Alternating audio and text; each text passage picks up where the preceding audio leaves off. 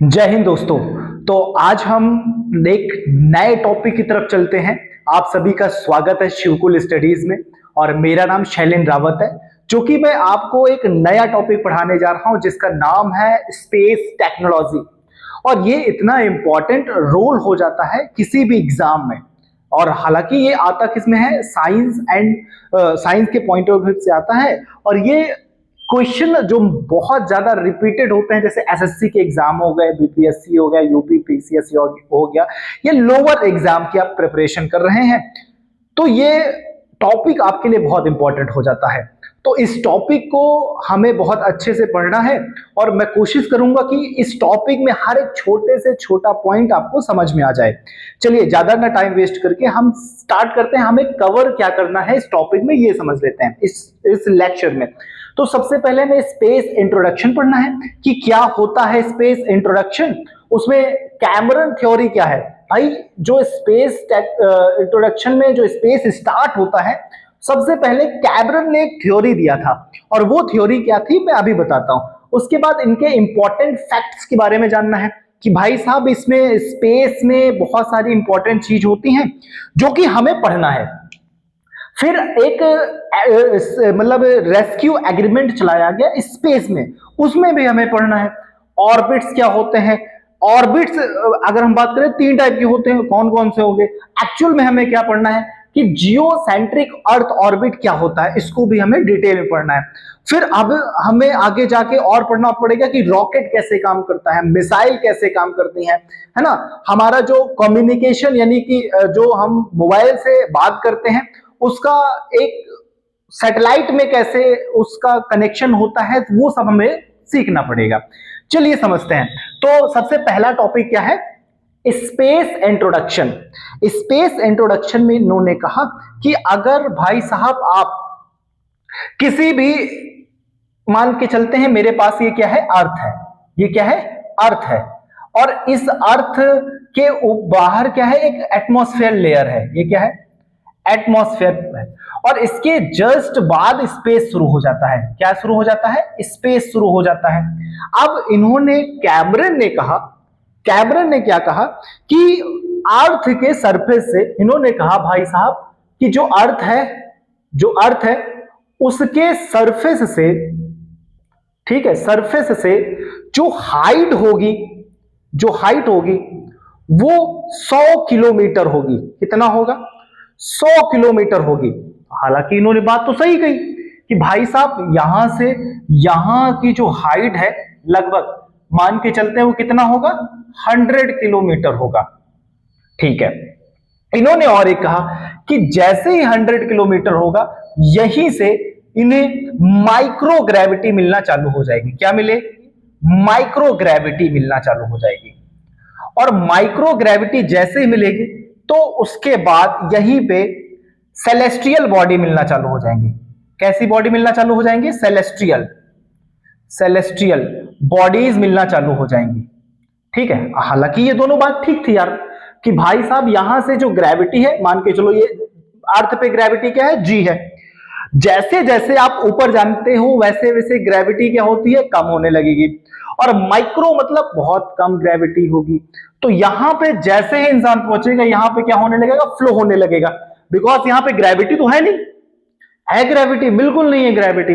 तो इसलिए इन्होंने कहा कि यहां से जैसे आप 100 किलोमीटर पार करते हैं तो आपको माइक्रो ग्रेविटी मिलेगी, मिलेगी लेकिन इतना कम ग्रेविटी मिलेगी कि अर्थ खींच नहीं पाएगा। ये तो बात ठीक है। फिर इन्होंने कहा कि यहां से सेलेस्टियल बॉडी मिलना चालू हो जाएंगी, बात मान ली गई, भाई ठीक है। फिर इन्होंने कहा कि यहां पे एक लेयर पाई गई है। इस लेयर को, जैसे मैं अगर एग्जांपल की बात करूं, इसको मैं अगर थोड़े से और इसको डिटेल में समझें तो मान के चलते हैं कि ये मेरा क्या है, भारत है, ठीक है ये।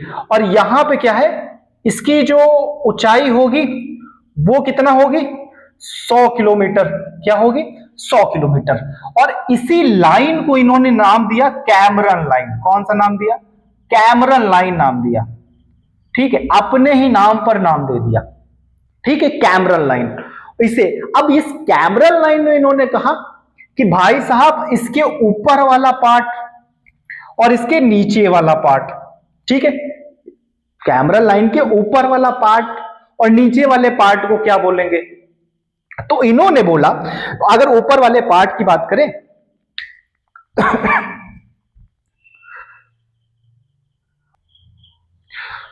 तो ऊपर वाले अगर बात करें तो इसे बोलते हैं एस्ट्रोनॉटिक्स। क्या बोला इन्होंने? एस्ट्रोनॉटिक्स बोला इन्होंने, ठीक है। और नीचे वाले पार्ट को बोला एरोनॉटिक्स, एरोनॉटिक्स, ठीक है भाई साहब। दो नाम इन्होंने दिए। ऊपर वाला पार्ट क्या हुआ? एस्ट्रोनॉटिक्स। नीचे वाला पार्ट क्यों हुआ? एरोनॉटिक्स। ठीक है, यहां तक तो बात हो गई। फिर इन्होंने एक समझौता हुआ, एक संधि हुई, ठीक है, और एक समझौता हुआ, ठीक है। और इस समझौते में साइन करने वाली जो कंट्रियां थी वो सिर्फ 3 थी। कितनी थी? 3 कंट्रियां ऐसी थी जिन्होंने साइन किया था, और वो कंट्रियां थी यूएसएसआर था, उसके बाद यूएसए था, उसके बाद यूके था। ये 3 कंट्रियां थी। और ये बात कब की है? ये बात है 10 अक्टूबर 1967 की। कब की है? 10 अक्टूबर 1967 में 3 देश साइन किए, जिनमें से कौन कौन से देश थे? यूएसएसआर था, यूएसए था और यूके था। हालांकि आज भारत भी इसमें क्या है? शामिल है। आज भारत भी क्या है? शामिल है। और आज के टाइम पे 120 कंट्रियां, कितनी कंट्रियां? 120 कंट्रियां इस पे साइन करती हैं। कितनी कंट्रियां साइन करती हैं? 120 कंट्रियां साइन करती हैं। तो इतना तो आपको समझ में आ गया होगा। जल्दी से इसे स्क्रीनशॉट लीजिए। तो अब हम बात करेंगे कि इसके इंपॉर्टेंट फैक्ट क्या थे। तो इन्होंने कहा, जो इंपॉर्टेंट फैक्ट है, उन्होंने कहा कि अगर आप स्पेस में जाते हैं, कहां जाते हैं? स्पेस में जाते हैं, तो वहां पे आप एटॉमिक, क्या? एटॉमिक फ्यूल नहीं ले जा सकते हैं, आप एटॉमिक बॉम्ब नहीं ले जा सकते हैं, ठीक है। यानी कि यहां पे आप सिर्फ और सिर्फ, यानी कि स्पेस में सिर्फ और सिर्फ एक रिसर्च के लिए आप जा सकते हैं। किसके लिए जा सकते हैं? रिसर्च के लिए जा सकते हैं, ठीक है, बस। और यहां पे आप कोई नुकसान नहीं पहुंचाएंगे जिससे अर्थ में कोई प्रॉब्लम हो, है ना। अगर वहां पे एटॉमिक बॉम्ब या फ्यूल ले गए तो बहुत ज्यादा नुकसान होगा। फिर इन्होंने पॉइंट्स कहे कि अगर आप स्पेस में जाते हैं, अगर आप स्पेस में जा रहे हैं, तो वहां कोई अगर मिशन के लिए जा रहे हैं, अगर आपने कोई मिशन किया और मिशन किया, तो उस मिशन में अगर सक्सेस मिल गई, क्या मिली? सक्सेस मिल गई, तो वो सक्सेस में जो नाम होगा, वो जो व्यक्ति यानी कि जो पर्सन जाएगा, वो पर्सन कहलाएगा अर्थ का। क्या कहलाएगा? अर्थ का, ना कि वो पर्सन किसी कंट्री का कहलाएगा। क्या ये बात किसने कही? ये उसमें पॉइंट था समझौते में या संधि हुई। फिर इन्होंने कहा कि अगर आप स्पेस में जा रहे हैं, तो अगर मिशन फेल हुआ, अगर by the way mission fail हुआ, तो उसकी सारी रिस्पॉन्सिबिलिटी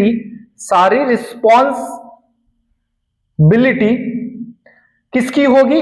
कंट्री की होगी। किसकी होगी? उस कंट्री की होगी जिसने वो मिशन भेजा है। जैसे नासा ने एक मिशन भेजा था, जब ये नील आर्मस्ट्रॉन्ग गए थे चांद पे, तो वो चांदवासी हुए, यानी कि वो अर्थ के मैन हुए, ना कि उसके नासा के। तो अभी अगर वो मिशन फेल हुआ तो किसका नाम आएगा? नासा का नाम आएगा। यानी कि अगर मिशन सक्सेस होता है तो वो कंट्री का नाम नहीं होगा, लेकिन अगर मिशन फेल होता है तो उसमें कंट्री का नाम आएगा, यानी कंट्री की रिस्पॉन्सिबिलिटी है। और इन्होंने कहा कि अगर इसमें कोई प्राइवेट कंपनी जाना चाहे, कौन सी कंपनी जाना चाहे? प्राइवेट कंपनी जाना चाहे, तो वो उस कंट्री का परमिशन लेना होगा। क्या लेना होगा? परमिशन लेना होगा, तो वो जा सकती है। और अगर उस कंपनी का जो मिशन है, उस कंपनी का जो मिशन है अगर वो फेल होता है, क्या होता है, फेल होता है, तो वो उसकी जिम्मेदारी किसकी होगी, उस कंट्री की होगी, उस कंट्री की। याद रखना ये इंपॉर्टेंट फैक्ट, ठीक है। तो ये चीज बहुत अच्छे से समझ में आई होगी आपको, ठीक है। जल्दी से इसको स्क्रीनशॉट लीजिए और फिर आगे बढ़ते हैं। तो अब हम बात करेंगे कि ये स्पेस, यानी कि स्पेस में अगर कोई व्यक्ति या कोई पर्सन फंस जाता है तो उसे वापस लाने के लिए एक रेस्क्यू चलाया गया, एक एग्रीमेंट हुआ। क्या हुआ, एक एग्रीमेंट हुआ। और यह एग्रीमेंट जो था वो था 1968 में। कब था, 1968 में। और इन्होंने कहा कि अगर कोई पर्सन स्पेस में फंस जाए, स्पेस में फंस जाए, तो उसे एकदम सेफ्टी के साथ, क्या, सेफ्टी के साथ वापस लाना कंपलसरी होता है। और अगर मान के चलो कोई स्पेस स्टेशन है, जैसे स्पेस में क्या होते हैं, स्पेस स्टेशन होते हैं, होते कि नहीं होते हैं। और अगर मान लो यूएसए का, यानी कि अगर नासा का स्पेस स्टेशन है, और अगर कोई इंडिया का, यानी कि इंडिया का पर्सन फंस गया, तो उस पर्सन को बचाने के लिए यूएसए यानी कि नासा क्या करेगा, कोशिश करेगा, और उसे अपने स्पेस स्टेशन में रखा जाएगा। समझ में आ रहा है कि नहीं आ रहा है, कोई दिक्कत है। तो ये रेस्क्यू कब चलाया गया, यानी कि रेस्क्यू में एग्रीमेंट कब हुआ, ये चीज 1968 में, याद रखने वाली चीज है, ठीक है। अब आगे बढ़ते हैं, अब आगे बढ़ेंगे, क्या बात करेंगे, ऑर्बिट्स क्या होते हैं, ठीक है। चलिए इसको समझते हैं, ऑर्बिट्स क्या होते हैं जल्दी से। तो अगर मैं बात करूं कि व्हाट इज द ऑर्बिट, तो मान के चलो जैसे कि भाई साहब ये रामू का घर है, रामू को छोड़ो यार, मान लो मैं यहां से एक राउंड कर रहा हूं, एक पार्क है, मान लो ये क्या है, पार्क है, ये क्या है, दिस इज अ पार्क। और यहां से मैं मॉर्निंग वॉक कर रहा हूं, तो यानी कि इसे मैं बोलूंगा पाथ, क्या बोलूंगा, पाथ। और इसी पाथ को मैं बोलूंगा ऑर्बिट, क्या बोलूंगा, ऑर्बिट। यानी कि मैं इस पार्क के ऑर्बिट का चक्कर लगा रहा हूं। समझ में आ रहा है। जैसे हमारी जो अर्थ है, यानी कि हमारी जो अर्थ है वो किसका चक्कर लगा रही है, किसका चक्कर लगा रही है, सन का। किसका चक्कर लगा रही है बताओ, सन का लगा रही है ना। तो यहां पे क्या है, एक सन है ऐसे, तो ये किसका चक्कर लगा रही है, सन का लगा रही है। तो ये क्या है, एक ऑर्बिट है, ये क्या है, एक ऑर्बिट है। अब इसका अर्थ का चक्कर कौन लगा रहा है, एक मून है, क्या है, मून है। तो ये एक ऑर्बिट हुआ। और इस तरीके से सन किसका चक्कर लगा रहा है, गैलेक्सी का। किसका लगा रहा है, गैलेक्सी का लगा रहा है। तो जो गैलेक्सी में जो चक्कर लगा रहा है सन, तो किसी न किसी ऑर्बिट में लगा रहा होगा। तो यही जो ऑर्बिट होता है इसी को क्या बोलते हैं, पाथ भी बोलते हैं और ऑर्बिट भी बोलते हैं। चलिए समझते हैं कि जो गैलेक्सी है ना, गैलेक्सी का चक्कर कौन लगा रहा है, राउंड कर रहा है, वो सन कर रहा है। सन का चक्कर कौन लगा रहा है, अर्थ लगा रहा है। अर्थ का चक्कर कौन लगा रहा है, मून लगा रहा है। इन्हें एक्चुअल में कहते क्या है, तो इसको जल्दी समझते हैं। चलिए समझते हैं कि जो ऑर्बिट्स होते हैं वो कितने टाइप के होते हैं, है ना। लाइक अगर हम बात करें कि हमारा यूनिवर्स बहुत बड़ा है, तो अब यूनिवर्स में आ जाता है मिल्की वे, हम लोग कहाँ रहते हैं, मिल्की वे। और गैलेक्सी भी तो है, क्या है, गैलेक्सी है और मिल्की वे है। तो ध्यान दो, ये पूरा क्या है, मिल्की वे है। अब सन चक्कर लगा रहा है, यानी कि इसे राउंड कर रहा है, इसका ये क्या है, इसका पाथ है। और इसी को क्या बोलेंगे, ऑर्बिट्स बोलेंगे। अब ये जो इसका राउंड कर रहा है, तो इसे बोलते क्या है, इसे बोलते हैं गैलेक्टोसेंट्रिक ऑर्बिट। क्या बोलते हैं, गैलेक्टोसेंट्रिक ऑर्बिट, ठीक है, गैलेक्टोसेंट्रिक ऑर्बिट। गैलेक्टोसेंट्रिक ऑर्बिट में जो मिल्की वे होता है, मिल्की वे होता है, उसका राउंड कौन कर रहा होता है, सन कर रहा होता है। कौन कर रहा होता है, सन कर रहा होता है राउंड, है ना, चक्कर लगा रहा होता है, रोटेशन कर रहा होता है। अब बात करें अगर बाय द वे अर्थ जो है वो क्या है, अर्थ जो है अर्थ चक्कर लगा रही है, ठीक है, अर्थ चक्कर लगा रहा है, तो मान के चलो इसे क्या बोलेंगे, हीलियो, क्या बोलेंगे, हीलियो सेंट्रिक ऑर्बिट, क्या बोलेंगे, हीलियोसेंट्रिक ऑर्बिट। और इसे बोलेंगे, इसे क्या बोलेंगे जल्दी बताओ, इसे बोलेंगे geocentric orbit, geocentric orbit. Actual में हमें क्या करना है, जियोसेंट्रिक ऑर्बिट को पढ़ना है। किसको पढ़ना है, जियोसेंट्रिक ऑर्बिट को पढ़ना है। तो ये हो गए भाई साहब, इनके नाम याद रखना, GCO को बोलते हैं गैलेक्टोसेंट्रिक, HCO को बोलते हैं हीलियोसेंट्रिक, और GCO बिकॉज ये सेम है ना, तो यहां पे इसे बोलेंगे जियोसेंट्रिक ऑर्बिटल। तो यहां पे हमें इससे मतलब है, तो जल्दी से इसे हम आगे पढ़ते हैं। ध्यान देना, यहां पे हम किसकी बात कर रहे हैं, जियो सेंट्रिक ऑर्बिट्स की, किसकी, जियोसेंट्रिक ऑर्बिट्स की। तो ये हमारा अर्थ है। अब जब हमारे अर्थ की बात आई तो यहां पे 3 लेयर पाई गई, जिसका नाम है RSS, मतलब रिमोट सेंसिंग सैटेलाइट्स। क्या है, सैटेलाइट्स, ठीक। एक होता है नेविगेशन सैटेलाइट्स और एक होता है कम्युनिकेशन सैटेलाइट्स। ये क्या बने हुए हैं, सैटेलाइट्स बने हुए हैं। अब मैं अगर बात करूं यहां पे G का मान क्या होता है, कम होता है, जैसे जैसे ऊपर जाओगे G का मान कम होता जाता है। अब इस वाले को क्या बोलते हैं, इस वाले को क्या बोलते हैं, इस वाले को क्या बोलते हैं, समझते हैं। अगर मैं इसकी बात करूं तो इसे बोलते हैं, अगर मैं इसकी बात कर रहा हूं तो इसे बोलते हैं LEO, मतलब लोअर अर्थ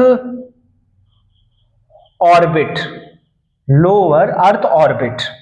इसे बोलते हैं MEO, यानी कि मीडियम अर्थ ऑर्बिट। इसे बोलते हैं HEO, हाईएस्ट अर्थ ऑर्बिट। समझ गए, इतना सबको समझ में आया कि नहीं आया। अब ध्यान देना कि यहां से लेके यहां तक की इनकी ऊंचाई कितनी होती है, हाइट क्या होती है। तो इनकी यहां से यहां तक की जो हाइट होती है वो होती है कितने किलोमीटर, तो 200 किलोमीटर से लेकर 2000 किलोमीटर तक जाती है। कहां तक जाती है, 2000 किलोमीटर तक जाती है। यहां की बात करें तो ये 2000 किलोमीटर से लेकर 20,000 किलोमीटर तक जाती है। कहां तक जाती है, 20,000 किलोमीटर तक जाती है। और ये 35,786 किलोमीटर तक होती है। तो ये इंपॉर्टेंट है, समझ में आ रहा है। अब यहां से अगर बात करें तो यहां पे ये जो सैटेलाइट्स हैं, ये जो सैटेलाइट्स हैं, इन सैटेलाइट का यूज हम एक नेटवर्क के लिए करते हैं। किसके लिए, नेटवर्क के लिए करते हैं, ताकि हमारा जो इंटरनेट है, जो कि हमारा जो इंटरनेट है वो अच्छे से काम करे। भाई साहब हमारा सैटेलाइट तो यहां पे भी लगा है, हमारा जो सैटेलाइट है वो यहां पे भी लगा है, और हमारे जो सैटेलाइट्स हैं वो यहां पे भी लगे हैं कि नहीं लगे हैं। लेकिन एक बात बताओ, ज्यादा अगर हाइट होगी तो दिक्कत होगी ना। जैसे हम अगर फोन करते हैं तो 10 20 30 सेकंड लगते हैं ना बेल जाने में, तो ऐसा क्यों ना हो कि तुरंत जैसे फोन मिलाया तुरंत फोन उठ जाए। हालांकि अगर ऐसा हुआ तो हमारे को यहां पे जो LEO में सैटेलाइट लगाने पड़ेंगे, और यहां पे सैटेलाइट बहुत सारे लगाने पड़ेंगे, है ना। यहां पे प्राइवेट कंपनियां भी लगा सकती हैं सैटेलाइट। तो यहां पे अगर मैं बात करूं, यहां पे बनाया जा रहा है एक स्टेशन जिसका नाम है इंटरनेशनल स्पेस स्टेशन, यानी कि अपनी अपनी जो भी कंट्रियां हैं वो यहां पे अपना एक स्पेस स्टेशन बनाना चाह रही हैं। और यहां से जब स्पेस स्टेशन बन जाएगा तब जो भी सैटेलाइट्स होंगे उनका यूज करके हम नेटवर्क का बेहतर यूज कर सकते हैं। और जब नेटवर्क का बेहतर यूज करेंगे तो हमारा जो इंटरनेट होगा वो बहुत अच्छा चलेगा। समझ में आ रहा है? हम जितना ऊपर जाएंगे तो उतना नेटवर्क खराब होएगा, लेकिन जितना हम पास में रहेंगे उतना हमारा इंटरनेट अच्छा चलेगा। इसमें कोई दिक्कत हो तो बताया जाए, बताओ इसमें कोई दिक्कत है? और यहां पे अगर मैं बात करूं, यहां पे एलईओ में तो भेजने के लिए जो रॉकेट्स इस्तेमाल होते हैं, यानी कि यहां पे इसमें जो भेजने के लिए जो रॉकेट्स होते हैं उनका इस्तेमाल कौन कौन सा किया जाता है? तो PSLV और SSLV रॉकेट का इस्तेमाल किया जाता है। हालांकि मैं जब ये आगे टॉपिक पढ़ाऊंगा तो डिटेल में बताऊंगा कि रॉकेट्स के कितने टाइप होते हैं, रॉकेट में क्या क्या फ्यूल भरा जाता है। जैसे रॉकेट में एक होता है पेलोड, है ना, एक होता है कंट्रोल सिस्टम, एक होता है फ्यूल सिस्टम।